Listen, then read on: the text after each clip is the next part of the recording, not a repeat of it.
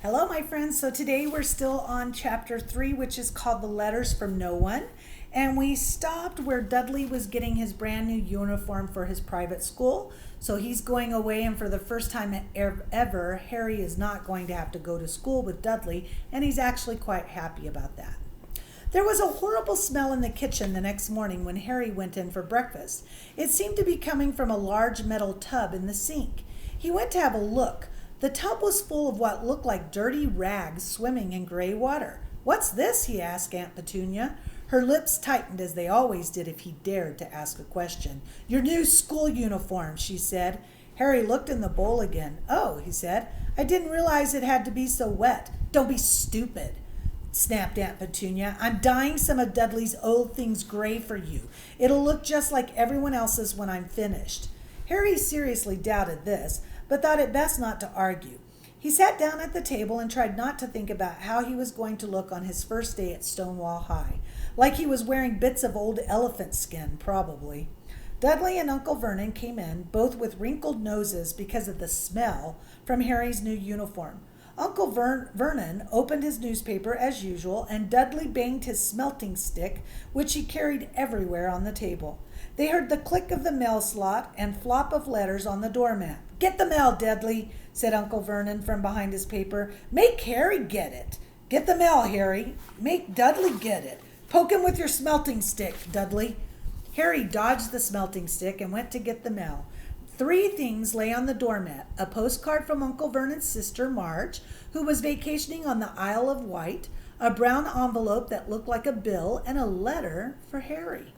Harry picked it up and stared at it, his heart twanging like a giant elastic band. No one ever in his whole life had written to him. Who would? He had no friends, no other relatives. He didn't belong to the library, so he'd never even gotten rude notes asking for him to return books. Yet here it was, a letter addressed so plainly there could be no mistake. Mr. H. Potter, The Cupboard Under the Stairs, 4 Privet Drive, Little Whining Surrey. So I think that's kind of like a city and a state. Hopefully you can see it there. Remember, this takes place in Britain, so they do things a little differently there than we do here. The envelope was thick and heavy, made of yellowish parchment, and the address was written in emerald green ink. There was no stamp. Turning the envelope over, his hand trembled. Harry saw a purple wax seal bearing a coat of arms, a lion, an eagle, a badger, and a snake, surrounding a large letter H. "Hurry up, boy," shouted Uncle Vernon from the kitchen. "What are you doing, checking for letter bombs?" He chuckled at his own joke. Harry went back to the kitchen, still staring at his letter. He handed Uncle Vernon the bill and the postcard, sat down, and slowly began to open the yellow envelope. Uncle Vernon ripped open the bill, snorted in disgust, and flipped over the postcard. "Marge is ill," he informed Aunt Petunia. "Ate a funny whelk." I think that's a kind of fish, but I'm not sure. "Dad," said Dudley suddenly. "Dad, Harry's got something." Harry was on the point of unfolding his letter, which was written on the same heavy parchment as the envelope, when it was jerked sharply out of his hand by Uncle Vernon. "That's mine," said Harry, trying to snatch it back. "Who'd be writing to you?" sneered Uncle Vernon, shaking the letter open with one hand and glancing at it. His face went from red to green, faster than a set of traffic lights, and it didn't stop there. Within seconds, it was the grayish white of old oatmeal. "Petunia!" he gasped. Dudley tried to grab the letter to read it too, but Uncle Vernon held it high out of his reach. Aunt Petunia took it curiously and read the first line. For a moment it looked as though she might faint. She clutched her throat and made a choking noise. "Vernon! Oh my goodness, Vernon!" They stared at each other, seeming to have forgotten that Harry and Dudley were still in the room.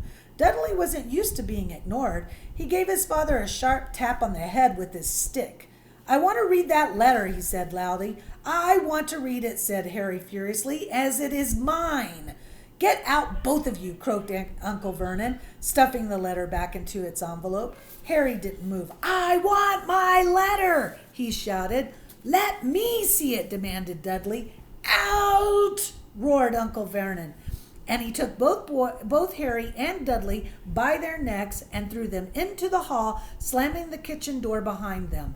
Harry and Dudley promptly had a furious but silent fight over who would listen at the keyhole. Dudley won, so Harry, his glasses dangling from one ear, lay flat on his stomach to listen at the crack between the door and the floor. "Vernon," Aunt Petunia was saying in a quivering voice, "look at the address. How could they possibly know where he sleeps? You don't think they're watching the house? Watching, spying, might be following us," muttered Uncle Vernon wildly. "But what should we do, Vernon? Should we write back? Tell them we don't want—" Harry could see Uncle Vernon's shiny black shoes pacing down the kitchen. "No," he said finally. "No, we'll ignore it. If they don't get an answer, yes, that's best. We won't do anything. But I'm not having one in this house, Petunia. Don't we swear? Didn't we swear when we took him in we'd stamp out that dangerous nonsense?"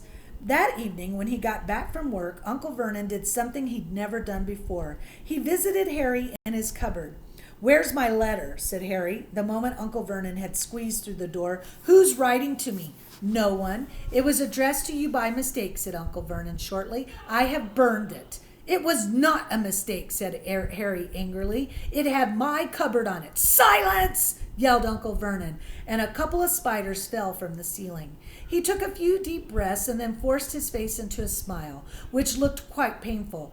Yes, Harry. About this cupboard. Your aunt and I have been thinking. You're really getting a bit big for it. We think it might be nice if you moved into Dudley's second bedroom." "Why?" asked Harry. "Don't ask questions," snapped his uncle. "Take this stuff upstairs now."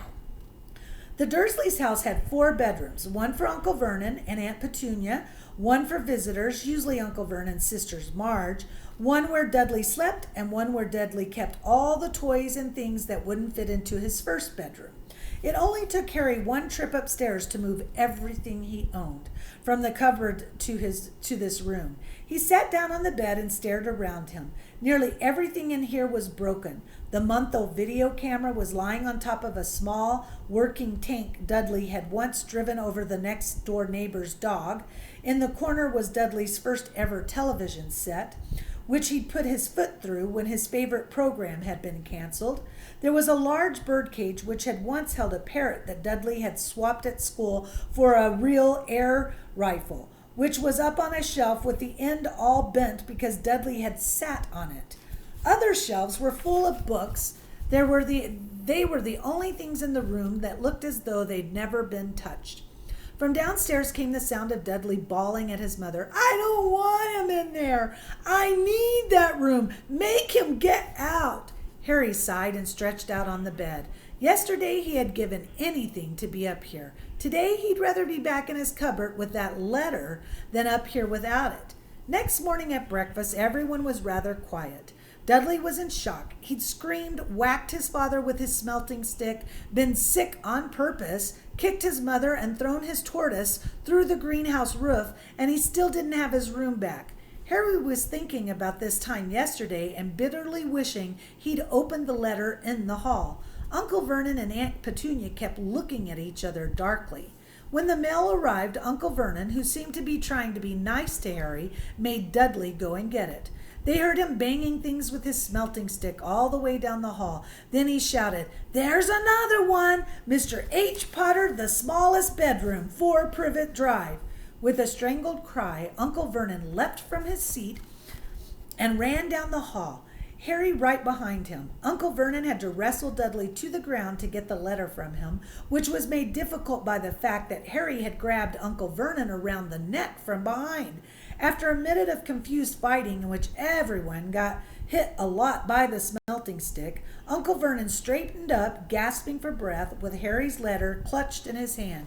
"Go to your cupboard, your bedroom," he wheezed at Harry. "Dudley, go, just go." Harry walked around and around his new room. Someone knew he moved out of the cupboard, and they seemed to know he hadn't received his first letter. Surely that meant they'd tried again, and this time he'd make sure they didn't fail. He had a plan. The repaired alarm clock rang at 6 o'clock the next morning. Harry turned it off quickly and dressed silently. He mustn't wake the Dursleys. He stole downstairs without turning on any of the lights. He was going to wait for the postman on the corner of Privet Drive and get the letters for number 4 first. His heart hammered as he crept across the dark hall toward the front door. Ah! Harry leapt into the air. He'd trodden on something big and squashy on the doormat. Something alive. Lights clicked on upstairs, and to his horror, Harry realized that the big squashy something had been his uncle's face. Uncle Vernon had been lying at the floor of the front door in a sleeping bag, clearly making sure that Harry didn't do exactly what he'd been trying to do. He shouted at Harry for about half an hour and then told him to go and make a cup of tea. Harry shuffled miserably off into the kitchen, and by the time he got back, the mail had arrived right into Uncle Vernon's lap. Harry could see 3 letters addressed in ink. "I want," he began, but Uncle Vernon was tearing the letters into pieces before his eyes. And that's the end for today. So we're still on chapter 2 called Letters from No One. And in my book, we're on page 40. We will start there tomorrow. I hope you guys are enjoying the story.